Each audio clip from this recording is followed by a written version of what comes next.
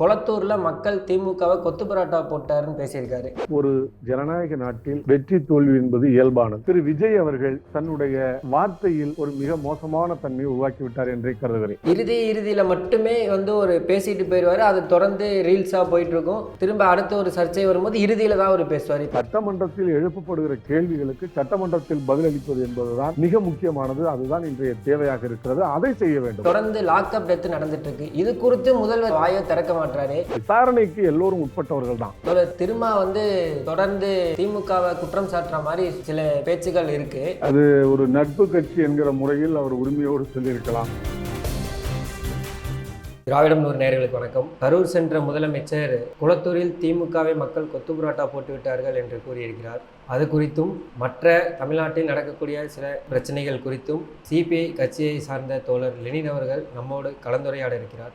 தோழர் வணக்கம். வணக்கம் தோழர், இப்ப விஜய் கரூர் போயிருக்கும் போது கொளத்தூர்ல மக்கள் திமுகவை கொத்து பரோட்டா போட்டாருன்னு பேசியிருக்காரு. இது குறித்து உங்க கருத்து தோழர்? பொதுவாக அரசியல்ல பொது நாகரிகம், அதே போல ஒருத்தரை ஒருத்தர் அரசியல்ல கருத்து ரீதியாக எதிரெதிர் துருவங்கள் இருந்தாலும் தனிப்பட்ட முறையில் ஒருத்தரை ஒருத்தர் மதிக்கிற பண்பு, பொது பண்பு என்பது வளர்த்தெடுக்கப்படணும். திரு விஜய் அவர்கள் முதல்வராக தேர்ந்தெடுக்கப்பட்ட பிறகு எதிர்க்கட்சி தலைவரை தேடி சென்று சந்தித்தது, மூத்த தலைவர்களை சந்தித்தது, இவையெல்லாம் சிறப்பாக பேசப்பட்டது. தமிழ்நாட்டிலும் ஒரு நாகரிக அரசியல் மீண்டும் தலை தூக்கி இருக்கிறது என்ற கருத்து வந்தது.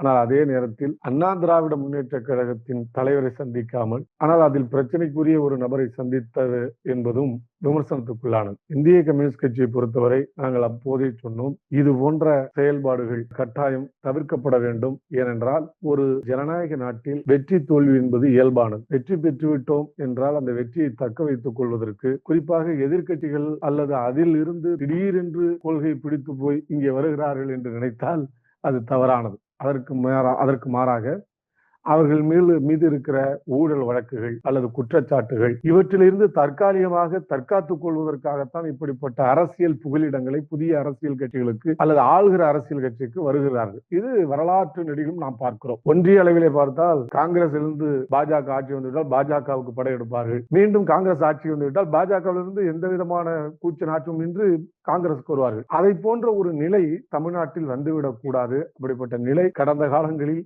இருந்திருக்கிறது. அது தேவையில்லாத ஒன்று என்பதை நாங்கள் சொன்னோம். குறிப்பாக கொளத்தூரில முன்னாள் முதலமைச்சர் திரு மு க ஸ்டாலின் அவர்கள் தோல்வி அடைந்து விட்டார். மக்கள் தீர்ப்புக்கு தலைவணங்கி அவர் அதை ஏற்றுக்கொண்டு விட்டார். ஆனால் 5 நிமிடம் சென்றதனால் கொளத்தூரில் கொத்து பரோட்டா போட்டு விட்டார்கள் என்று சொல்வதன் மூலம் திரு விஜய் அவர்கள் தன்னுடைய வார்த்தையில் ஒரு மிக மோசமான தன்மையை உருவாக்கிவிட்டார் என்றே கருதுகிறேன். ஏனென்றால் வசனங்கள் பேசுவது வேறு, அரசியலில் நாகரிகத்தை மீட்டெடுக்கிறோம் என்று சொல்கிற போது எதிர்கட்சிகளை, குறிப்பாக முன்னாள் முதல்வரை குறித்து அப்படிப்பட்ட ஒரு பேச்சை பேசியிருக்க தவிர்த்திருக்கலாம், பேச்சை நிறுத்தியிருக்கலாம். தேவையில்லாமல் பேசிவிட்டார். அப்படி என்றால் 126 தொகுதிகளில் அவருக்கு கொத்து பரோட்டா போட்டு விட்டார்களா என்கிற ஒரு எதிர்கேள்வி பலர் வைக்கிறார்கள். எனவே தேவையில்லாத இந்த சர்ச்சை ஏன் வருகிறது? நீங்கள் வாய்விட்டதனால் வந்த சர்ச்சை.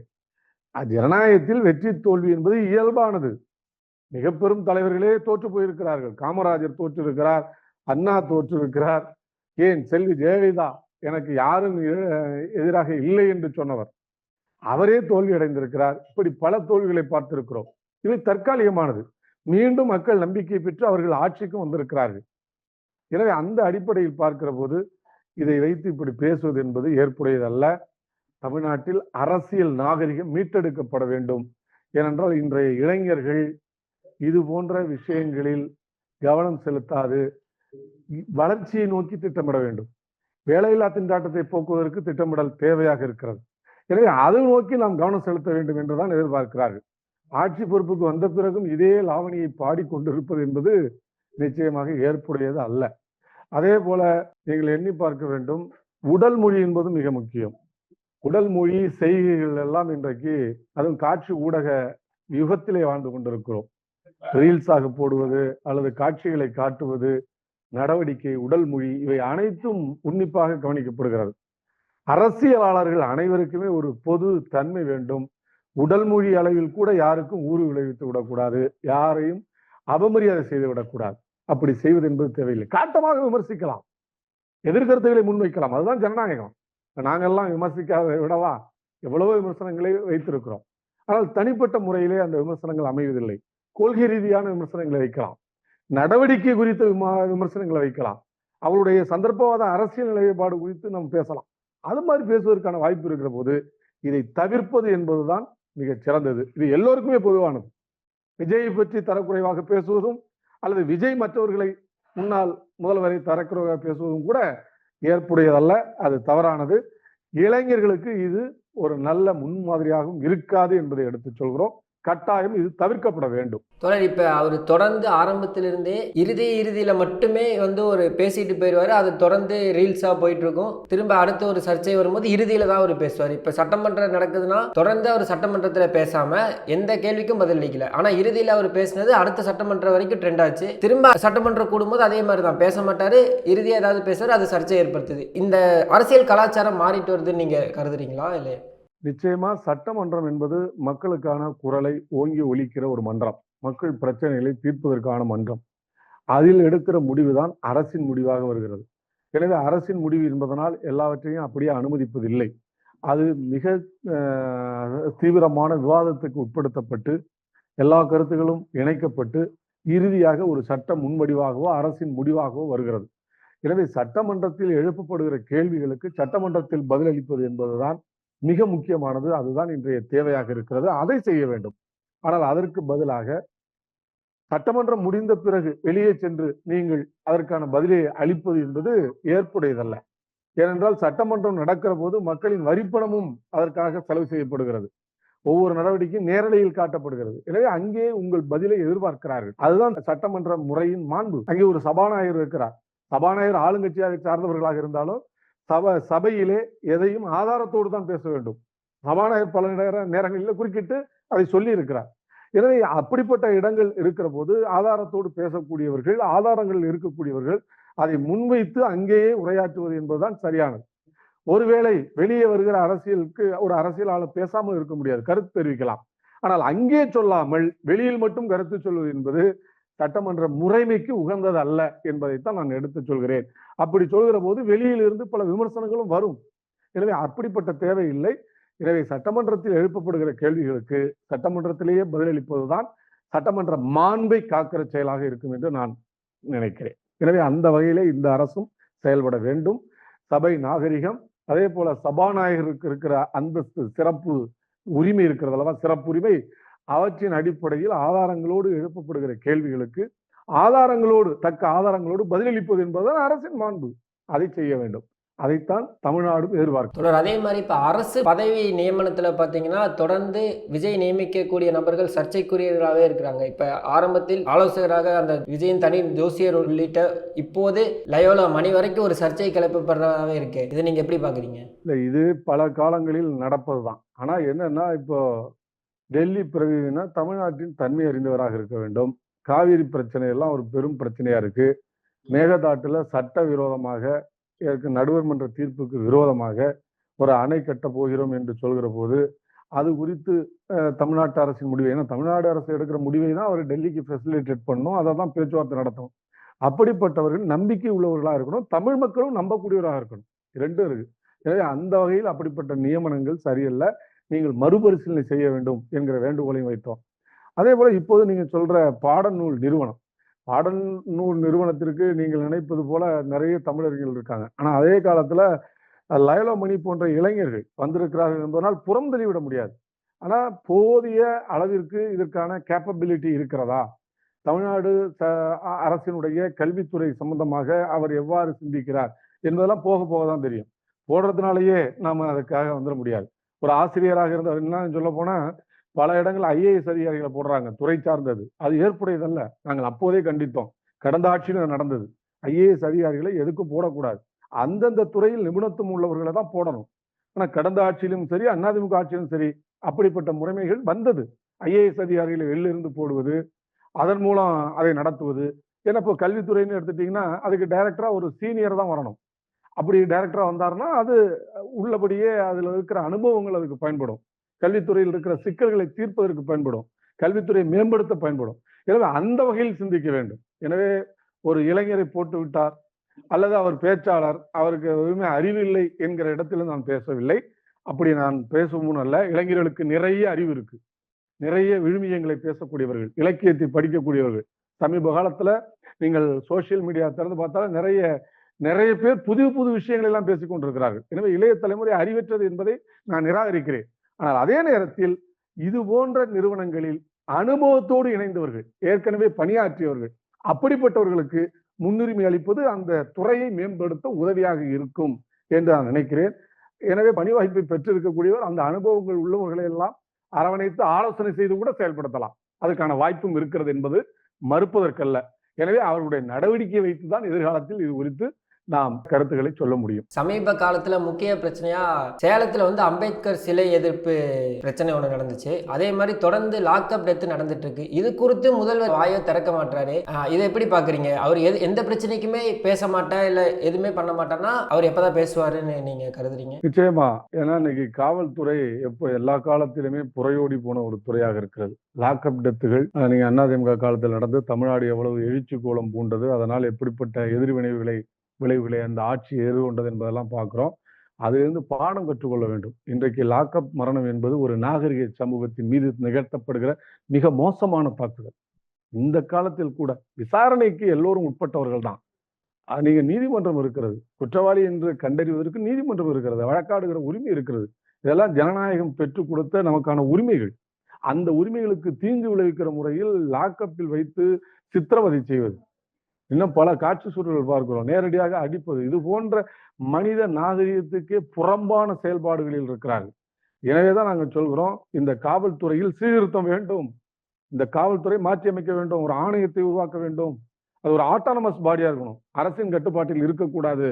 கடந்த காலங்களில் பல சீர்திருத்தம் வந்திருக்கு, அதையெல்லாம் ஏற்க வேண்டும் என்றோம். கடந்த காலங்களிலும் எந்த அரசும் அதை காதில் எடுக்கல. எனவே இப்போதாவது இது தேவையாக இருக்கிறது. ஏனென்றால் இன்றைக்கு காவல்துறையினுடைய ஒரு சார்பாக இருக்கிறார்கள். இன்னும் சொல்ல போனா வசதியானவர்களுக்கு சார்பாக இருக்கிறார்கள். காதல் ஜோடி என்றால் யார் வலுத்திருக்கிறார்களோ அவர்களுக்கு ஆதரவாக இருக்கிறார்கள். இப்படிப்பட்ட ஒரு நிலைமையெல்லாம் நாம் பார்க்கிறோம். எனவே இது நீதியை நிலைநாட்டுவதற்கு, சட்டம் ஒழுங்கை நிலைநாட்ட பயன்படாது. எனவே காவல்துறையில சீர்திருத்தம் வேண்டும். காவல்துறையின் எண்ணிக்கையும் அதிகரிக்க வேண்டும். கடந்த காலங்களில் சொன்னோம், இந்தியாவில் காவல்துறையினுடைய சராசரி 222 பேர் இருக்கணும் 10 லட்சம் பேருக்கு என்று ஐக்கிய நாடுகள் சபை வலியுறுத்தி இருக்கிறது. ஆனால் இந்தியாவில் 180 பேர் தான் இருக்கிறாங்க.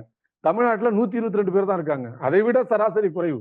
எல்லாவற்றிலும் தேசிய சராசரியை விட தமிழ்நாடு உயர்ந்திருக்கும். ஆனால் காவல்துறை எண்ணிக்கையில் மிக குறைந்திருக்கிறோம். அதிலும் பாதிக்கு மேல் பெருநகரங்களில் இருக்கிற காவல்துறை உங்களுக்கு தெரியும், டிராபிக்கு பயன்படுத்தப்படுகிறார்கள், போக்குவரத்தை சரி செய்ய பயன்படுத்தப்படுகிறார்கள்.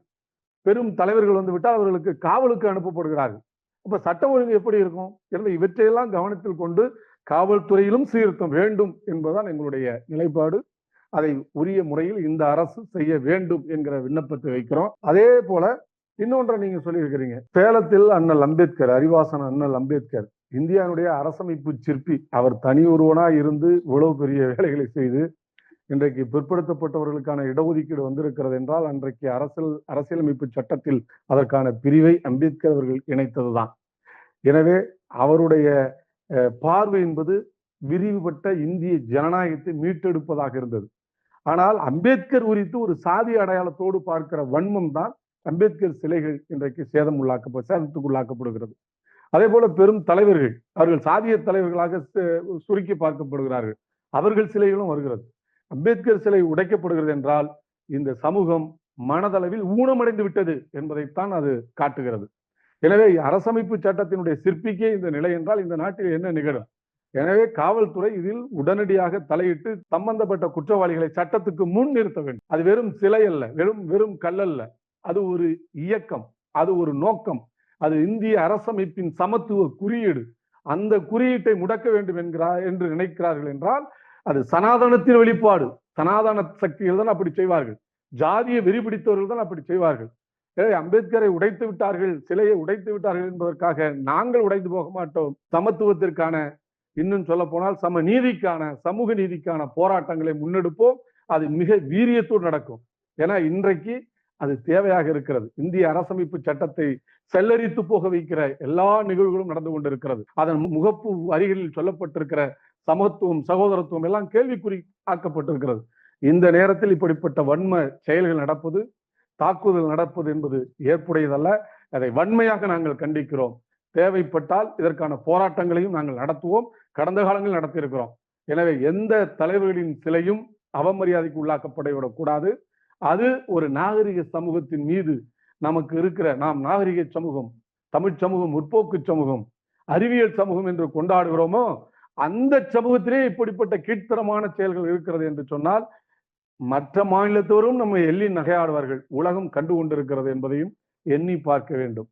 எனவே இதை நிறுத்திக் கொள்ள வேண்டும் என்பதுதான் எங்களுடைய நிலைப்பாடு. இறுதியாக ஒரு கேள்வி, தோழர் திருமா தொடர்ந்து திமுகவை குற்றம் சாட்டுற மாதிரி சில பேச்சுகள் இருக்கு. அதுல குறிப்பா இப்ப ரீசெண்டா என்னன்னா, எங்க கட்சியிலிருந்து வந்தவங்க எல்லாம் 25 வருஷம் நம்ம கூட நட்புல இருந்தவங்க, நம்ம அது பண்ணக்கூடாதுன்னு திமுக நினைக்கல, வந்தவங்களை அவங்க கூப்பிட்டுக்கிட்டாங்க அப்படிங்கிற மாதிரி ஒரு குற்றச்சாட்டு வச்சிருக்காரு. நீங்க இதை குறித்து எப்படி பாக்குறீங்க? அது ஒரு நட்பு கட்சி என்கிற முறையில் அவர் உரிமையோடு சொல்லியிருக்கலாம். என்னிடம் இருந்து நீங்கள் அப்படி அழைத்துக் கொண்டீர்களே என்கிற எண்ணத்தில் கூட சொல்லியிருக்கலாம்.